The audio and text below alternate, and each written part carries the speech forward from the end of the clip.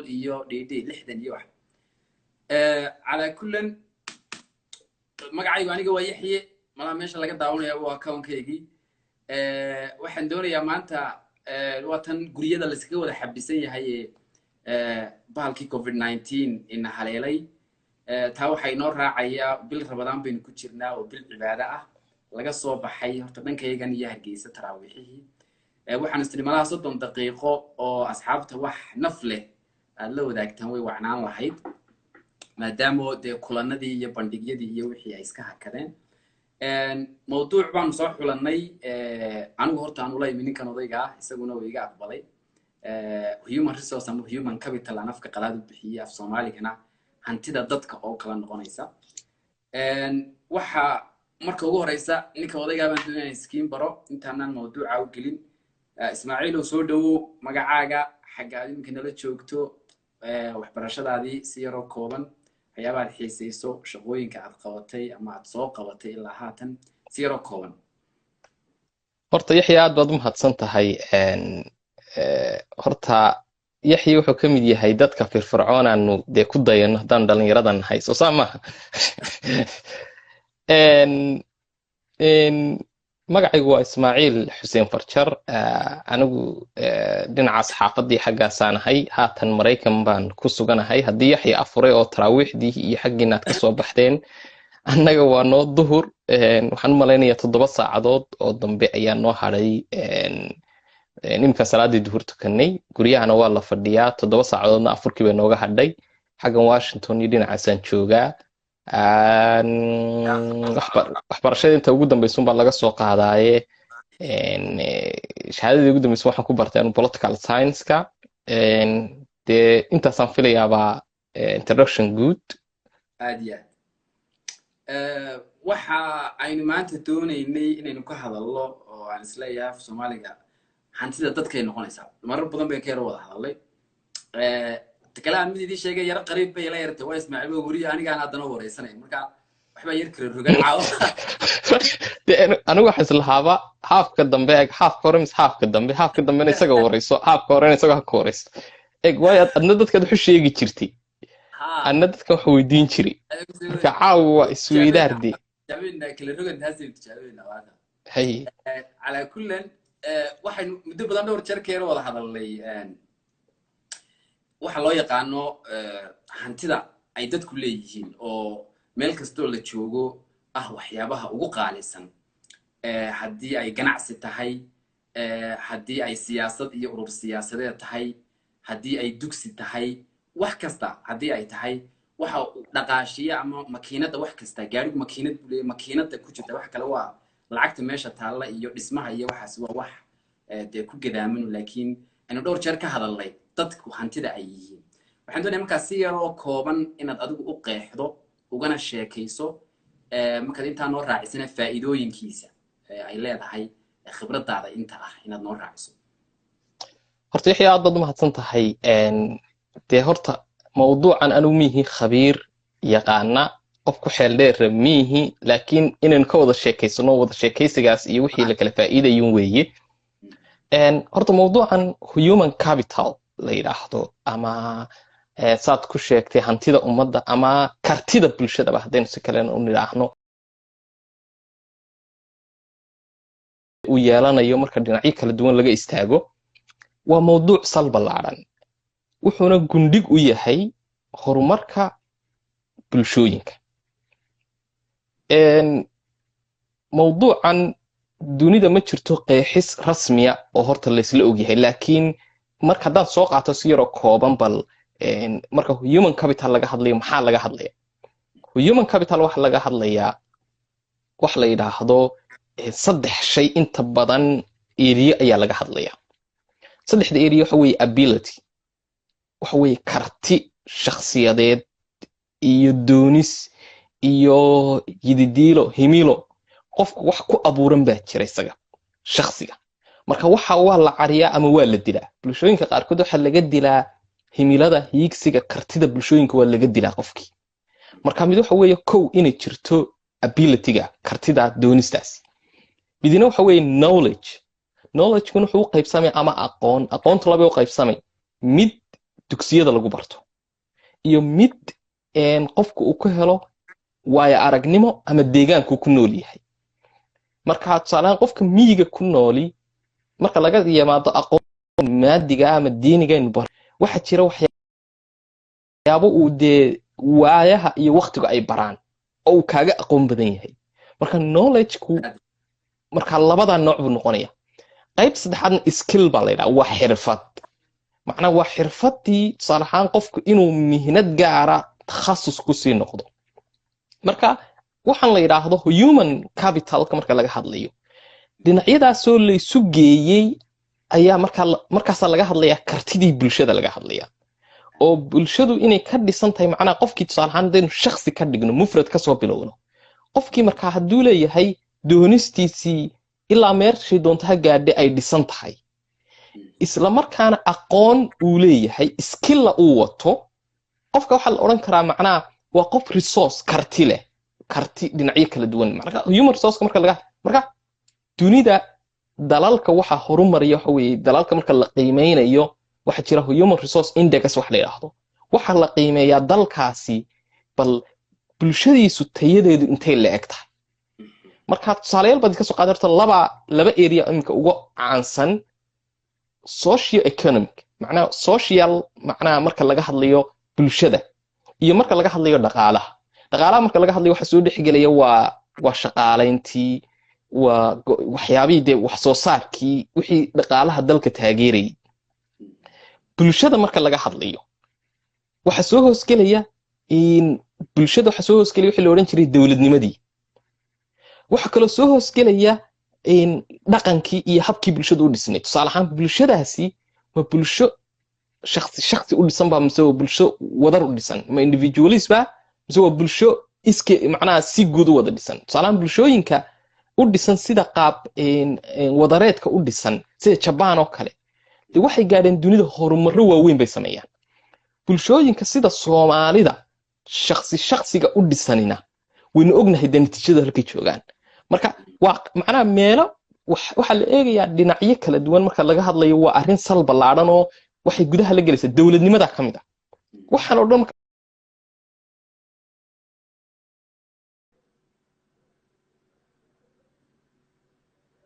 والله مقلي يمك ها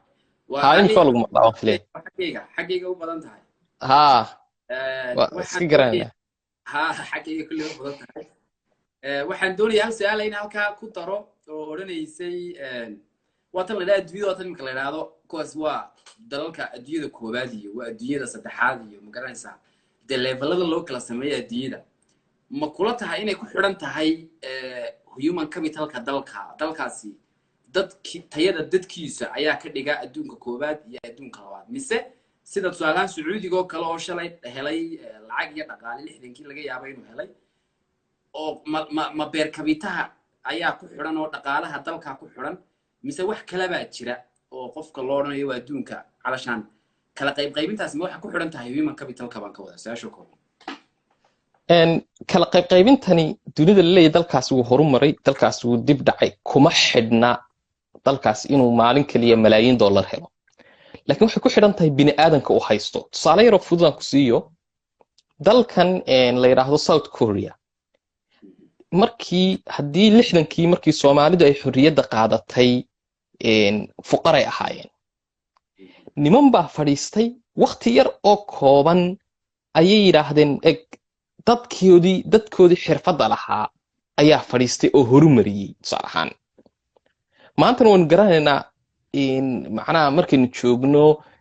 waxyaabihii ugu horreeyay xoogga saarayna birteen marka kama hadlayno waxay soo saareen iyo say u soo saareen waxay kama hadlayno laakiin human capitalkooda ayaa xirfadlayaal ahaa dadkoodii xirfadlayaasha ahaaba waxay heleen hogaamiyaasha waxay u saamaxeen 60 sano kadib inay yihiin dee dalalka dunida 10ka dal ama 20ka dal ee ugu horeeya dunida bay ka mid yihiin Japan baa ka mid ah dagaalkii labada dunida in la baabi'iyay dhulka lala simay Singapore baa ka mid ah oo ilaa ciida dibadda ka soo dhoofsata markaan leenahay resource-ku maaha waxa go'aamiya dalkaas inuu noqdo dal horumaray ama dal dib dhacay laakiin waxa weeye waxa dalka ama horumaray ama dib dhacay ka dhiga waa bini aadanka uu haysto maraykankanaan joogo dunida wuxuu ku maamulaa wax kale maaha dunida wuxuu ku maamulaa inuu noqdo dalka aqoonta ugu sarreysa leh dadka ugu aqoonta badan cid walba inuu haysto waa kan dadka soo dhoofsanaya marka muxuu mar walba sameeyaa investmentka ugu badan maraykan wuxuu galaa waxaan la yidhaahdo bini aadanka human capital investment they don't invest like other countries macnaha lacag badan kuma bixiyaan tusaale ahaan luxury lifeka macnaha intay ku bixiyaan waxa ka badan intay ku bixinayaan human capitalka marka waad saad sheegtay dunidan kale horumartay ama afrika ku ool ama ku ool maxaa la odhan jiray maraykanka agtiisa ama waxaad ku taallaa maxaa la odhan jiray meesha doontid ku ool waxay ku xidhan tahay bini aadanka aad haysatid tusaale ahaan maraykanka laftigiisa gobollada qaara gobollada qaarkood markaad tegtidna tusaale ahaan gobolka le california wuxuu ka dhaqaale badan yahay baan filayaa isaga keliya afrika uu ka dhaqaale badan yahay waa gobolka keliya ee maraykanku yaalla wax kalena maaha waa bini aadanka jooga xirfadlayaasha jooga weye ayaa ka shaqa iyo karti badan maraykanka dadka inta kale joogto oo dhan waxaad halkaa ma waxaynu odhan karnaa doodii odhan jirtay ma xasuustaa ma digaagaddaa dhashay beedka mise beedka digaagadda iyamaa soo horreeyey laysku turtuuri jiray dadka qaarreera digaagaddaa soo horreysay dadka qaarra beedka ma waxaynu odhan karnaa leaderku wuxuu kasoo dhex baxaa dad dee already samaysan oo human capitalkoogu wacan yahay oo dad tayalaba doorta gaar ahaan marku systemkan dimuqraadiyad oo kale ay jiraan mise out of nowhere ba iyadoo la iska joogunbu mararka qaar iska dhashaayo nasiib bay noqotaa sidee bay kula tahay ma processkan waxaa horreeya inaynu dadka dhisno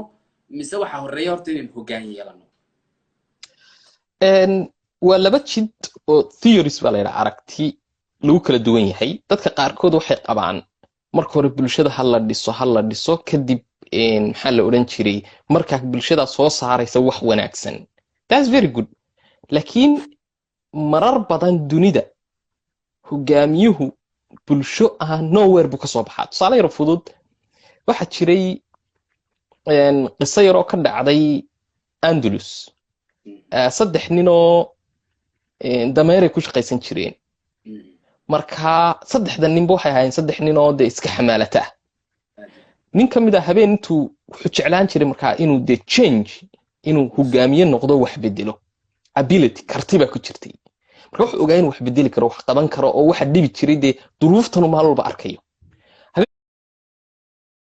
habeenkii dambe saaxiibadu yimi wuxuu yidhi waryaarahan dhegeysta warniyahow dalkan anaa khaliif ka noqonaya waxaad samaysa bal weydiista ninbaa ku jeejsaysa ku yidhi haddaad khaliif ka noqotid aniga waxaad samaysaa intaad dameeri saartid magaalada xaggaa ii jeedi waxaad tidhahdaa kan waa tuugay yaan lala macaamil waxa ayaan lagu samayn kii kalaa yidhi hanti adduun buu adigu codsaday wuxuu yidhi waxaad siisaa guryo waxaas adigu waxbuu codsaday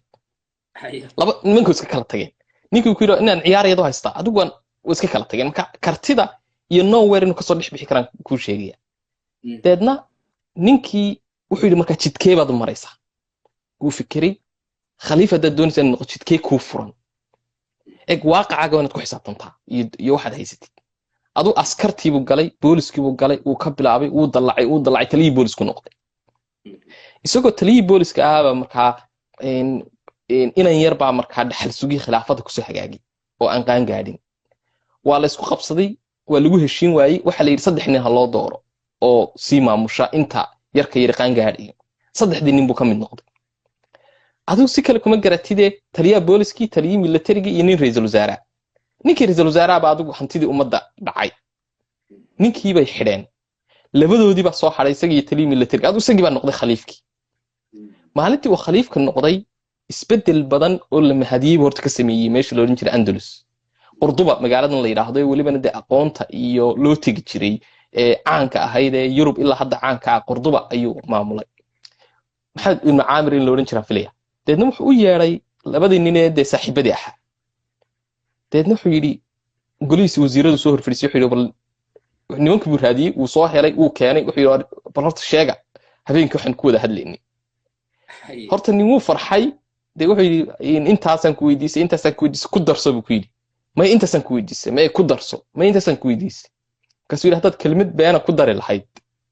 waxaaga kala dhan waad waayi lahayd buu yidhi siiya wuxuu habeenkaa iga codsaday kii labaad buu yidhi sheeg wuu yidhi waan iska ciyaarayo niman dameereley baynu hayno ma innaga wax filayni war may horta ummadda u sheeg buu ku yidhi horta wixii aad habeenkaa tidhi de adigu ka marmaro aakhirkii wuu sheegay wuxuu ninkan kaxeeya ummaddana hormariya hay intii uu codsaday yidhaahda waa beenaale waa tuug ku dhaha deedna wuxuu yidhi maxaad saa ii leedahay wuxuu yidhi waxaan doonaya inaad ogaatid in allaha facaalu lima yuriid macnaa ilaahay wuxuu doono inuu samayn karo oo inaad baratid raggana inaan la yaraysan oo aanad dee dadka aad qabjabin marka waxaan kaaga wadaa hogaamiyuhu sometimes dunida markaynu taariikhdan xitaa mucaasirkaa eegno nowhere buu kasoo baxay tusaale nebi maxamed sallallahu alayhi wasallam dunida dee ninka ugu saamaynta badnaa ahaa dee bulshada kasoo dhex baxay waynu garanaynin noocay ahayd marka hogaamiyeyaashu inta ugu badan ee taariikhda heshiiska lagu yahay nowhere bay kasoo baxaan laakiin waa hogaamiye samir leh oo dulqaad leh oo vision leh oo waaqaca iyo godka uu maalinta guurayo garanaya eeg maalintaa wuxuu bilaabaya 20 sano ninka le Erdogan Turkiga haystaa dee 2002 alifkii buu qabsaday 2002gii buu qabsaday baan leeyahay buu bilaabay xisbigiisu inay Turkiga bedelaan 2002gii 2002 2003 macnaha ka soo bilaab xagga hoose ka soo bilaabeen himiladoodii dee maalin way gaadheen isagu marka xisbigii ilaa maanta waa halka maraya in aragno marka waxaan kaaga wadaa hogaamiyuhu nowhere buu ka soo baxaa inta ugu badan dunida laakiin waa qof aaminsan inuu wax bedeli karo maalinta godku guurayona garanaya goshahay wada jirka meelaha la eegay kamid tahay Soomaalidu tusaale ahaan shakhsi qurbahay soo galeen qurbaha markay soo galeen waxay kamid noqdeen dadka dunida bedelay dunida gaar ahaan islaamka iyaga meelo badan dunida gaarsiiyay every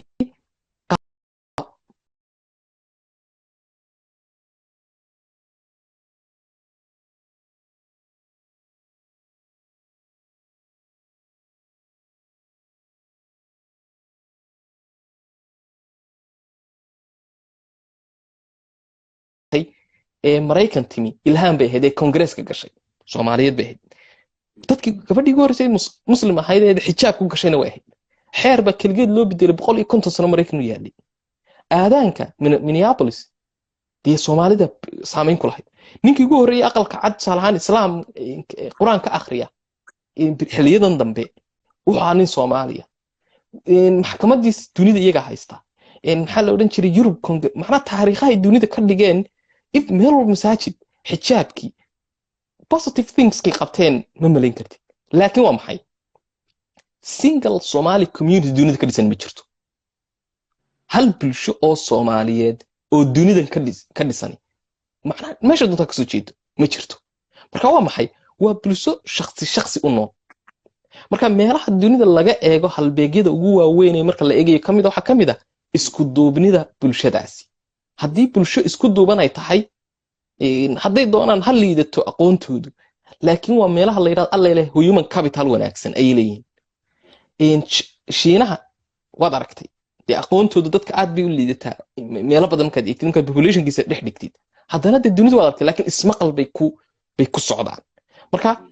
tusaalayaasha marka wax la eegayo waqtigu maadaama iska kooban yahay kuwaas horta kamid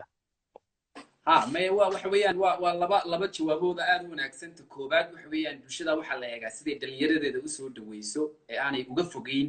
ama meel maamul ha ahaato ama meel kale ha ahaatee sidii bulshadaas dhalinyaradeeda u soo dhaweyso iyo talabaad oo ah bulshadu qaabka u wada socoto inay bulshadu xidhmo u jirto iyo inay shakhsi bulshadu u jirto aad iyo aad baan Ismaaciil oo kaaga mahadcelinayaa taa waxaan ku darayaa anu hal xabaan ku darayaa oo aan qofka ku dareemo inuu yahay qof dhisan iyo qof aan dhisnayn waxweeyaan qofka akhlaaqiyad baa jira caadiyana oo bulsho leedahay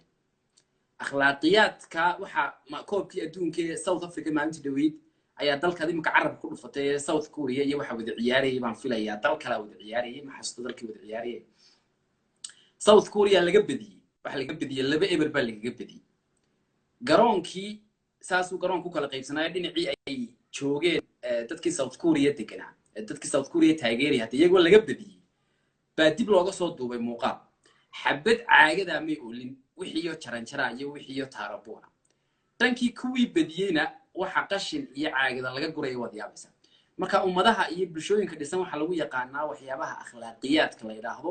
haddii ay tahay qashin meel lagu tuurayo haddii ay tahay hadal wanaaga ma garanaysa hadal wanaaga danqashada waa ummad goba